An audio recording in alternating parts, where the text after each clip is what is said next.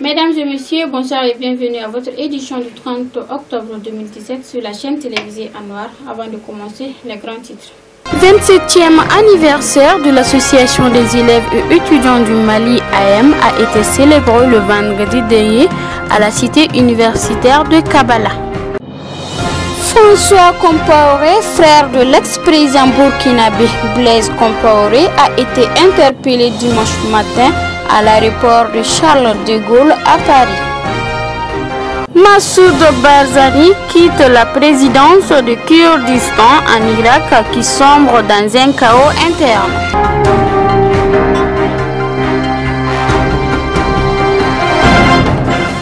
Soyez les bienvenus. Le 27e anniversaire de l'association des élèves et étudiants du Mali, l'AM, a été célébré le vendredi dernier à la cité universitaire de Kabala. Pour plus de détails, Husseini Sidibé.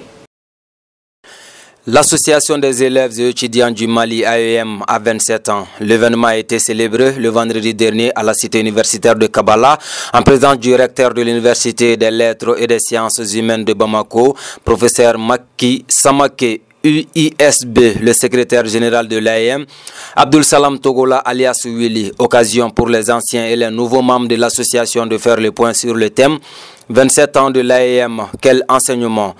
Maturité syndicale. Dans son intervention, le recteur de l'UISB, professeur Macky Samake, a souligné que 27 ans, ce n'est pas 27 jours. C'est l'âge auquel l'enfant est capable de faire la différence entre le bien et le mal. Il faut reconnaître que l'AEM est devenue assez consciente. Elle a été capable de tourner dos à la violence. De plus en plus, elle exige la tenue régulière des cours. Cela est à saluer, a-t-il déclaré. Pour Issa Mariko, ancien membre de l'AEM, la maturité syndicale de l'AEM ne fait l'ombre d'aucun doute. De toutes les associations du mouvement démocratique, l'AEM est la seule à ne pas être divisée. Aujourd'hui, l'association a le temps matériel de faire des réclamations fortes pour l'amélioration des conditions d'études. L'AEM ne peut pas rester en dehors de la vie de la nation. L'essentiel, c'est de ne pas se laisser instrumentaliser par les politiques, estime-t-il. Selon le secrétaire général de l'AEM, Abdul Salam Togola alias Willy, 27 ans, cela ne pourrait pas être possible sans un partenariat, sans un accompagnement des acteurs de l'éducation malienne. 27 ans, c'est la jeunesse. Mais nous nous sommes dit depuis l'année dernière, vu les circonstances, même si prématurées, qu'il faut une maturité dès maintenant, parce que l'école malienne en a besoin, a-t-il affirmé, et d'ajouter: nous avons tous souhaité avoir une école à la hauteur des souhaits. Nous avons tous souhaité se retrouver dans cette école qui faisait la fierté du Mali. Cette occasion d'anniversaire est un moment pour l'AEM d'exprimer des souhaits d'avoir une école malienne à la hauteur, de récupérer cette place que avions dans le concert des nations. Place à l'information africaine ce soir en bref et en images par Khalifa Ahmed.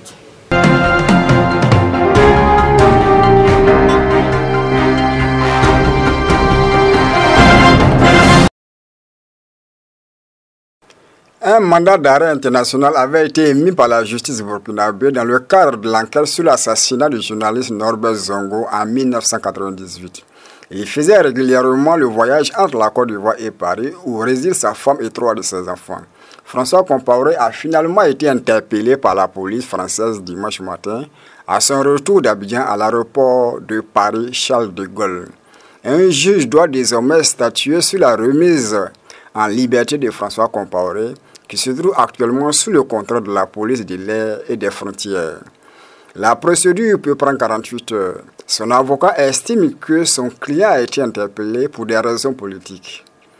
Tout cela va prendre quelques heures. La procédure prévoit 48 heures avant qu'il ne soit présenté au parquet général, mais nous espérons bien qu'à l'issue, il sera évidemment laissé en liberté et puis, nous, ses avocats, nous aurons alors l'opportunité et l'occasion de dénoncer ce qui est une manœuvre politique.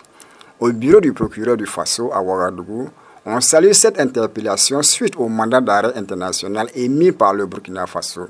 On s'attend maintenant à l'extradition de François Compaoré, poursuivi pour incitation à l'assassinat, dans l'affaire de l'assassinat du journaliste Norbert Zongo et ses 3 compagnons de route en décembre 1998.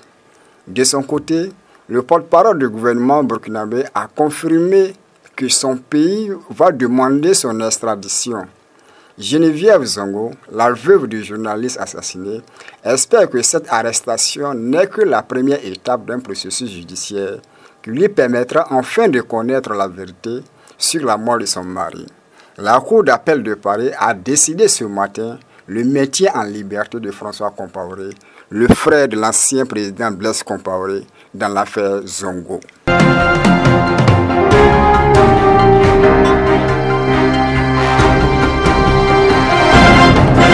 Épicentre des violences du groupe djihadiste Boko Haram, l'explosion a lieu à l'aube, à 15 km au nord de Maiduguri, la capitale de l'état du Borno.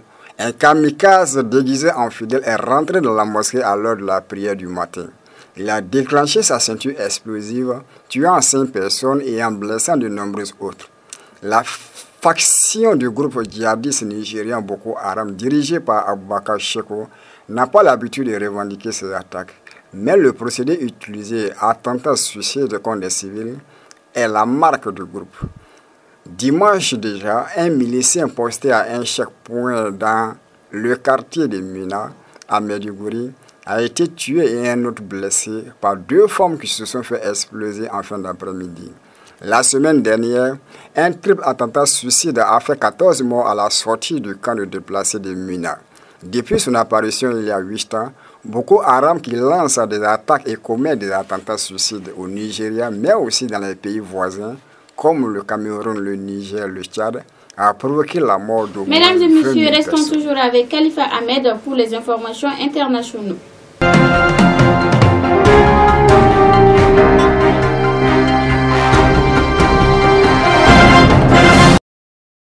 La victoire semble cependant bien loin. S'il y a un mois, Massoud Barzani s'affichait en meneur du mouvement indépendantiste. Aujourd'hui, après 12 ans à la tête du pouvoir, le bilan est dur. Massoud Barzani ne continuera pas à la tête de la région autonome du Kurdistan irakien. Alors qu'il l'annonçait à la télévision dimanche soir 29 octobre, des heurts ont éclaté devant le Parlement où étaient discutées toute la journée les mesures à prendre afin de diviser les pouvoirs présidentiels entre le gouvernement, le Parlement et la Cour suprême. Le Kurdistan irakien sombre aujourd'hui dans un chaos interne, alors que les politiques eux-mêmes peinent à trouver une manière de travailler ensemble.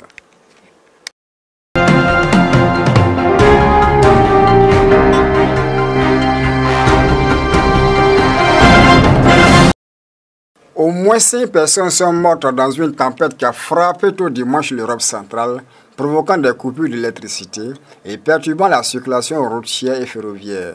Les vents violents ont stoppé le trafic sur des dizaines de voies ferrées et plusieurs routes. Quelques 2700 personnes sont sans habitation et des milliers de foyers sont sans électricité et 2000 militaires ont été mobilisés. Des chutes d'arbres ont tué 2 personnes en République tchèque, 2 automobilistes sont morts en Pologne et un homme s'est noyé en Allemagne.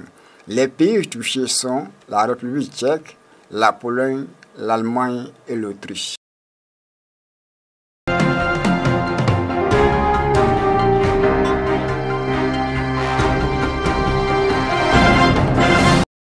Cinq membres d'équipage et 3 scientifiques de nationalité russe étaient à bord de l'hélicoptère. Le pilote de l'hélicoptère a été retrouvé et ses 8 passagers sont présumés morts. La carcasse de l'hélicoptère russe a été localisée au nord-est de l'Hérodène, à une profondeur de 209 mètres, précisant que les recherches se consacraient dorénavant aux passagers présumés décédés. Il s'agit de 5 membres d'équipage et 3 scientifiques, tous de nationalité russe. L'hélicoptère de marque Mi-8 a disparu jeudi dernier en milieu d'après-midi à 3 km au large de Barestbourg, localité d'une communauté minière russe. C'est un hélicoptère civil qui appartient à l'entreprise Aktikugol et fait des liaisons pour les mineurs entre 2 villes. Page sportif, championnat Ligue 1. Hier dimanche, Marseille a battu l'île des Biels d'un but à 0. Pour plus de détails, Fousséni Sidibé.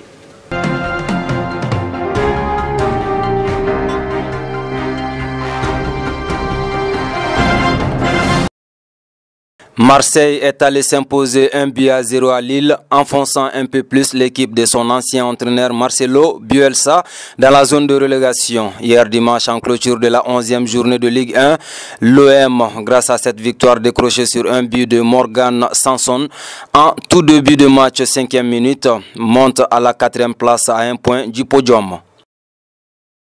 Mesdames et messieurs, merci pour votre fidélité. C'est tout pour ce soir. Bonne suite de programme sur la chaîne télévisée Anwar et Calabris le Mali.